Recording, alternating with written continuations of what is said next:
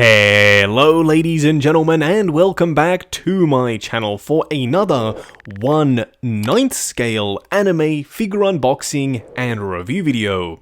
That's right, finally we will be taking a look at the Imagination Works Goku from Bandai and Tamashii Nations. Now recently I have been reviewing more and more anime figures because I was already picking them up, I just simply wasn't reviewing them on the channel. But enough of you told me it's something you want to see, so finally I decided, why not show off this guy? It's the first in a new line of 1/9 scale figures, so it's a bit of a weird scale. They have done some interesting things with this particular figure. Just recently, they did announce they are working on a Vegeta, and he looks outstanding. So I thought we may as well take a look at the Goku before he eventually arrives. Now, if you are looking to pick up Goku, I'm pretty sure he is still available from toyswonderland.com. I have included the link down in the description below, and they do have 12-month installment plans if you are a fan of paying off your figures over time. What we are going to do now, though, is get the box laying flat in the light box and do the unboxing. Here, of course, we have the box art for Goku. Now, I have to say, this is very different to what we've seen in the Figure Arts line. It's a very classy, high-end style box art. We do have a silhouetted image of Super Saiyan Goku in the back, and just regular form Goku on the front in this really nice high gloss. We also have Imagination Works down the side in this rainbow lenticular style metallic foil. We do have another image of Goku on the side, and of course a bunch more on the back. I also like that it shows you that yes, you can change between normal and Super Saiyan. One of the most interesting things here is the fact that it says, Tamashii Nations is proud to announce the arrival of the true pinnacle of action figures. Well, it remains to be seen, Tamashii Nations, if this guy truly is the pinnacle. Now, there have been a lot of reports of stuff breaking on people's Gokus, so I personally will be a little bit more careful when we are going through the figure, but here we have him. And I have to say, so far in hand, first impressions are pretty positive. He feels like a weighty, sturdy figure. He also looks pretty darn good, but that's just him standing in a neutral pose. More on that a little bit later in the video.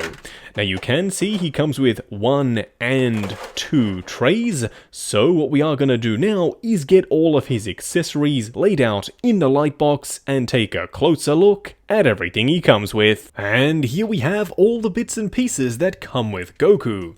Let's start off by taking a look at the display base first. It's super simple, really straightforward, a circle white display base with Son Goku printed on the top and the Imagination Works logo. You also have a movable flight pole that has a bunch of different joints on there, so yes, you can have him in the air. And to go along with the dynamic flight pole, you have 2 different options for the grabber. We of course have the classic waist grabber, or you can take off these 2 pieces, pop them on the crotch grabber, and then create yourself the ultimate grabber, so hopefully your Goku shouldn't go toppling off the display base. You also do get 2 different options for your Goku's hairstyle. You've got the regular Goku hair, which, by the way, looks awesome. There's a bunch of texture in there, a lot of detail. The face itself does have all the accurate Goku lines, and the same thing can be said for the Super Saiyan hair. Except this one has a gorgeous metallic flake throughout, and a little bit of a white frosted tip effect on the edges of the hair there. It also has all of those really nice sculpted details on the face and in the hair. Now, the cool thing about these faces is they are very, very modular. You can take the multiple different face plates that come with both styles and actually swap out the eyes between them. As you can see, I have the eyes off to the side. I can opt for the eyes off to the other side with these ones, or opt for the eyes going straight forward with the angry face. And the same thing can be done with the regular head sculpt as well. You have multiple different interchangeable eyes in all of the various directions, so that I really do like. You also, of course, get a wide range of Goku martial arts hands. The cool thing about these hands is they've used that interesting type of plastic that has that very realistic subsurface scattering. You might be thinking, Justin, what on earth are you talking about? Well, it's the translucency that skin has when light hits it, it enters the flesh and creates this sort of translucent-esque look about it. What I'm trying to say is these hands are very, very realistic. Now you might be thinking, hey, this is supposed to be the pinnacle of action figures. As Bandai themselves have said, then where are the effect pieces? And I'm thinking the exact same thing. There is no Kamehameha effect, there is no Spirit Bomb, there's no aura, nothing. So it's a little bit weird to me that they were going all out with the various hands and the swappable eyes and faceplates, but no effects. It seems like Bandai either gives us a display base, or gives us effects, or nothing. Not exactly sure what's going on there. Either way, what we are going to do now is get Goku himself out here and take a closer look. Here we have him standing straight up and down in the light box, no crazy poses or accessories or anything like that. And from a visual standpoint, he looks amazing. I love the proportions, I love the texture, I love the paint applications. The seamless arms go a long way to making this guy look even more realistic. However, when your eyes shift down to the legs, it kind of starts to fall apart, and we'll talk about that a lot more in just a second. But overall, if you just want him to be a super realistic, really well painted and textured Goku on the shelf, then yeah, he'll fit the bill, he looks awesome. But if you want anything more than that, then sit down, buckle in, and unfortunately, I have some bad news for you. What we are going to do now, though, is take him off the rotating turntable, punch in, and take a closer look at the details. And here we have him up close and personal. I have to say, even though he looks and feels really awesome in hand, there is something that happened to mine. This leg, which is the leg that seems to be giving people a lot of grief, literally just snapped off on me. I have since glued it in place, but that means I can no longer move it, so I have pretty much a 1/9 scale Goku statue. The reason for this is because the way they've actually attached the legs is on a very teeny tiny little peg. I'm not sure if you can see it in there, but it literally connects the entire leg to this movable section on the inside just with that one peg, so of course it was bound to break. A lot of people have had that issue, and I will be contacting Bandai to try and get a replacement. But as for the look of the thing, yeah, he looks great. It's interesting though, some of the choices are a little bit weird. Don't worry, we will see the Super Saiyan head sculpt in just a second, but starting off with the weird choices, the upper torso is made of an entirely rubberized section, and the arms are seamless.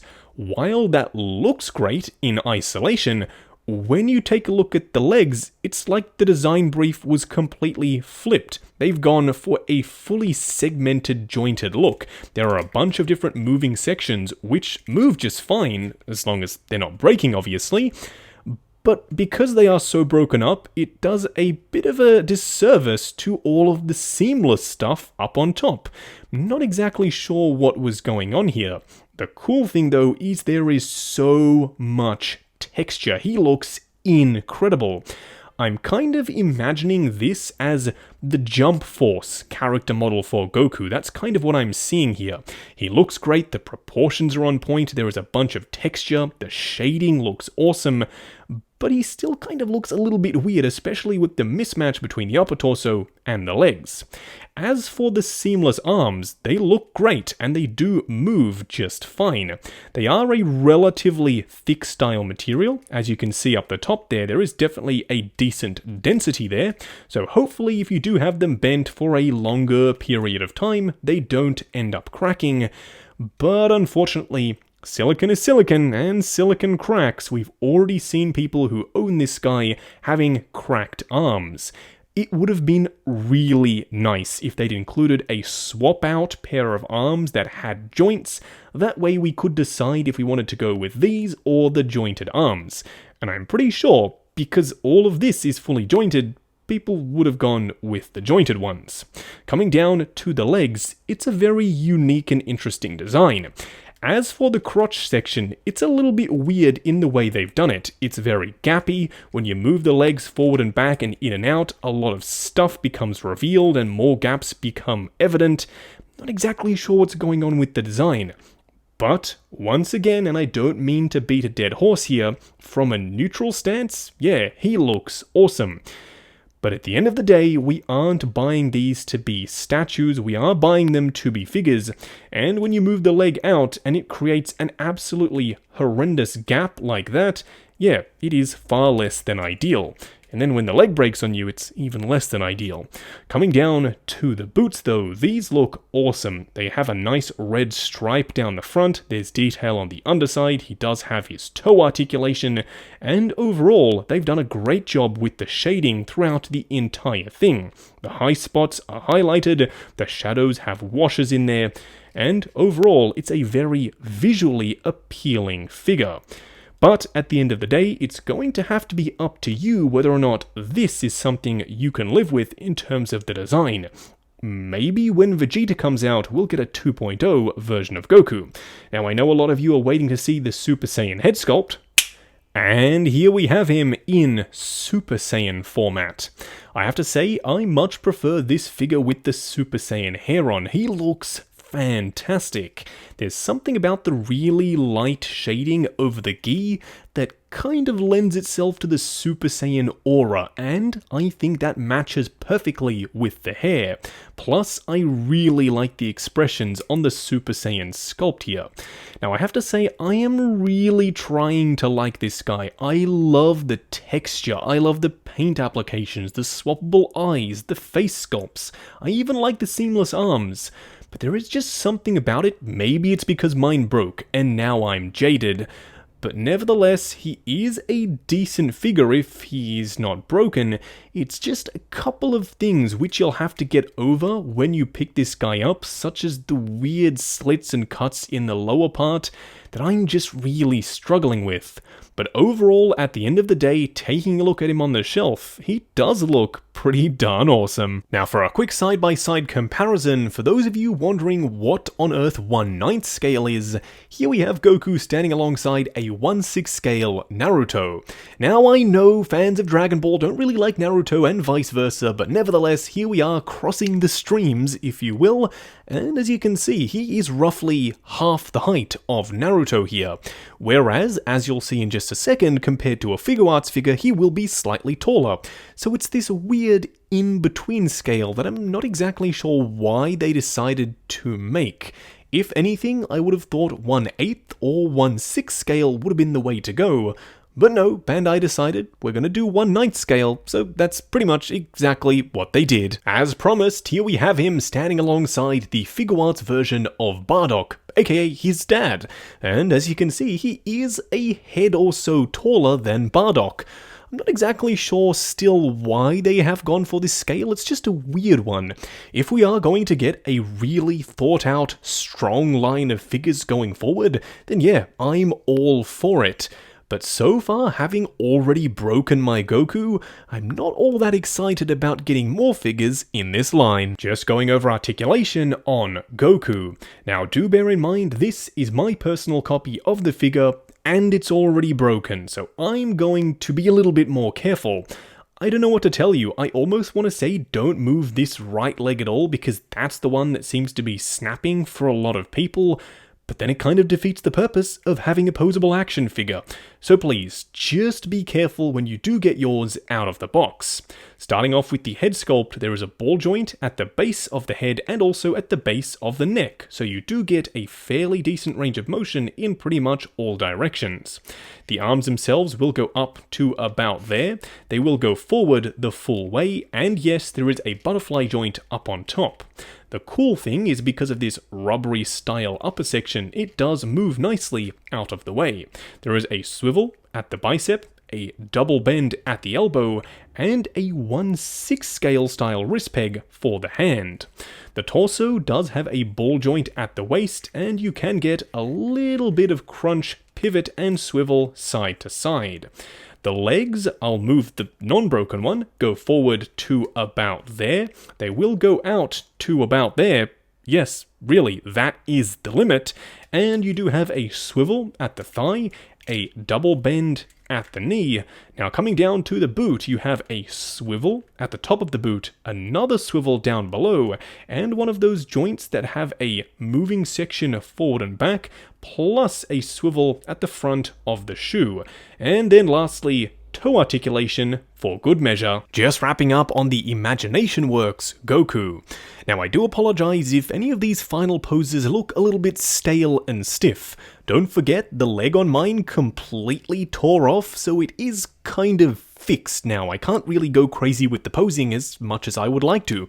Usually I have a bunch of fun at the end of these Dragon Ball videos doing 3, 4, 5 different poses, but with this guy he is much more limited now because the leg completely tore off. Not sure if I mentioned that. And I'm not the only case. A lot of people have had this issue, specifically, for some reason, with the right leg. I'm hoping that with later batches they end up fixing this issue or changing the design entirely, but as it stands, I can't really recommend this figure if you want something to go crazy with for posing. If you want a Goku to be the ultimate, realistic, super textured, really well painted, seamless arm version of Goku in your display and you don't really care about the posing, then yes, look no further than this guy. He looks awesome. He's got interchangeable eyes, a bunch of different hands, a really classy display base, and the paint and texture on the outfit is sublime. So if that's what you're looking for, then absolutely go ahead and pick this guy up. Just be careful not to snap off your leg like I did with mine. Now, if you are looking to pick this guy up, he is available from toyswonderland.com. Link for that is, of course, down in the description below, and they do have 12-month installment plans if you are a fan of paying off your figures over time. Also, while you are down there, why not check out the link to 6 Scale Network, the awesome Facebook group. Come along, chat figures, share photos of your collection, and of course, see what's coming up next on the channel. Like, comment, and subscribe, and we'll catch you in the next video.